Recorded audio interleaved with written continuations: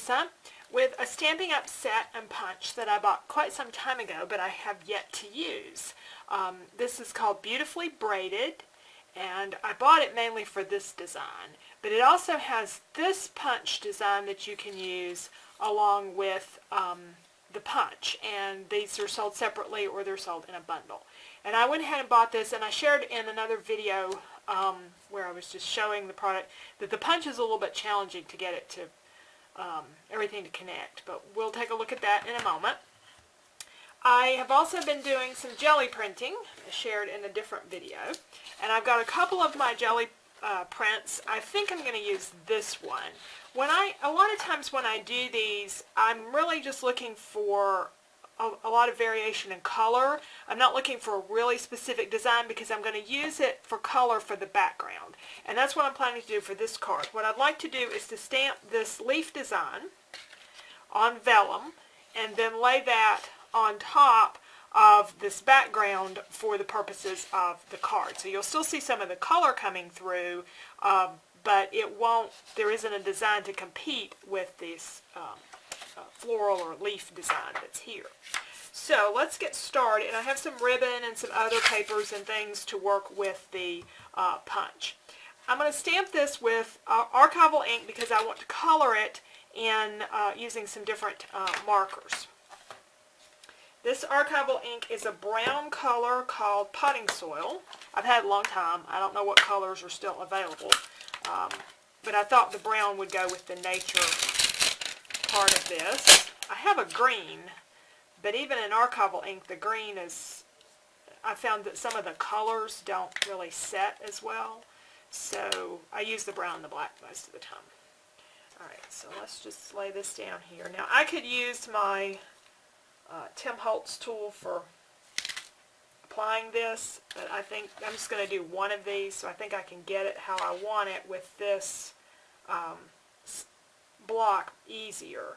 So let's think about how I want to arrange this on the card. It's going to have a background to it, and what I'd like to do is to have this design, I actually want it to come down, I think, this way, because I want my ribbon to go across the top, and then I'm going to do one of these friendship quotes right below the ribbon. So I think I'm actually going to have this kind of hanging upside down on the card. And I'll show you why later on. So probably go that way. Yeah, I think this, with a slight angle to it, will be the way that I'll stamp it. I'm going to ink this up with archival ink and stamp on my vellum. It's the very first time I've used this stamp, and I probably should have tested it on some paper before I worked with it. You'll see I end up having to stamp it twice. I do want to mention, though, I'm going to actually make 2 cards in this video, so it looks like I'm just making one, but if you'll stay tuned, there'll be a second card at the very end. But right now we're stamping on vellum, and the first one didn't come out so good, so I'm going to use some foam and give it a little bit better press, and I get a much better image the second time around.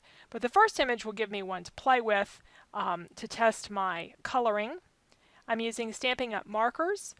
Because I'm working on vellum, these will blend nicely. They are not blending markers, they're just the regular markers, but working on vellum, they stay wet long enough to blend.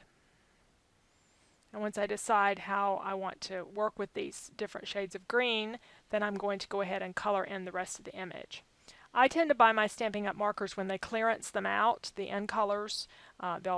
Once an group of end colors expires, then they'll put them on the clearance rack sometime, maybe in the summer or early fall, and I'll just keep an eye out for those, and that's usually when I buy my markers. Because I don't really care that I don't have all the other stuff. I just like having a good variety of markers. Now there is an image that you can, with the set, that you can stamp a color behind it, but I decided to do the markers. And I got a pretty nice image, and then my challenge will be deciding which part of this jelly print that I want to cut up and use for the background, because there's some color variation here. And I can't quite make up my mind, so I just put that aside. The stamp set has a design that you can use that goes along with the braided punch, but I'm using a designer paper that has a little dot to it, and so I don't really need that stamped design. And I'm stamping this upside down, and that's you should be able to do it from the other side, but I can't get it to line up as well working the other side. But if I can see it, then I can stamp it. I do find that I have to use designer paper. If I try to use cardstock, it is just too hard to punch, whether it's sitting flat on the table or up in my hands, it's just too hard. So I'm working with designer paper, and that creates a nice image. It does make it a little bit harder to feed the ribbon through because you have to be really careful you don't tear anything, but I got my ribbon through here, and this is just an old ribbon I had in my stash. It's real pretty, kind of a slightly ruffly ribbon. I'm going to feed that through and create a design to go across the top, and this will sort of hold the vellum in place, or it appears to hold the vellum in place on the top of the card.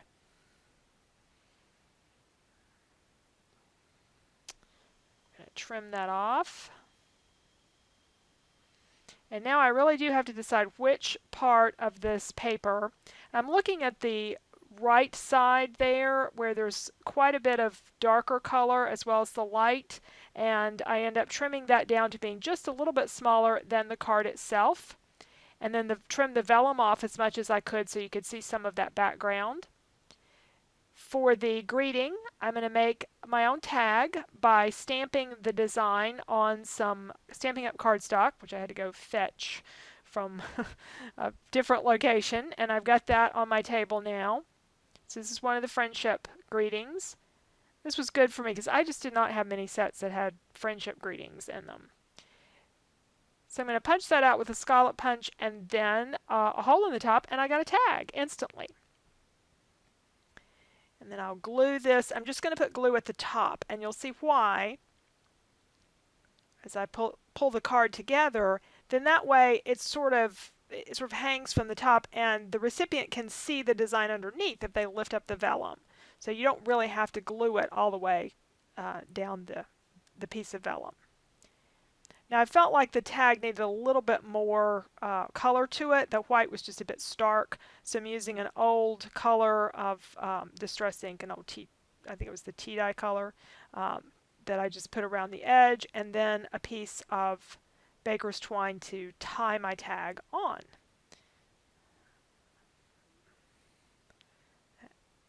And it will all tie better if I go ahead and glue the tag with some dimensionals.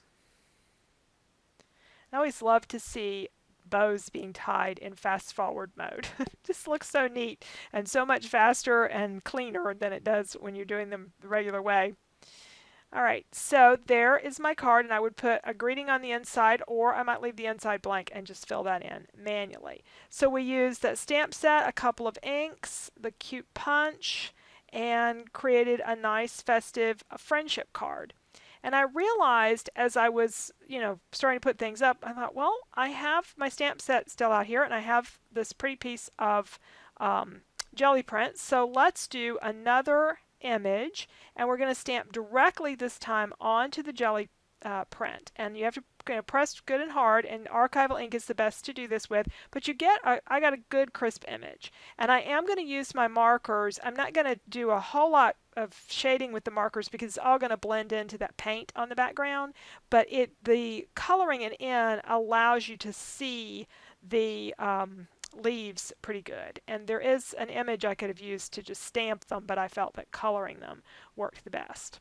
So I've colored them, trimmed them down, and this is where I punched out one of those braided things, but I didn't get a perfect punch, so I'd use the scissors to trim it up a little bit.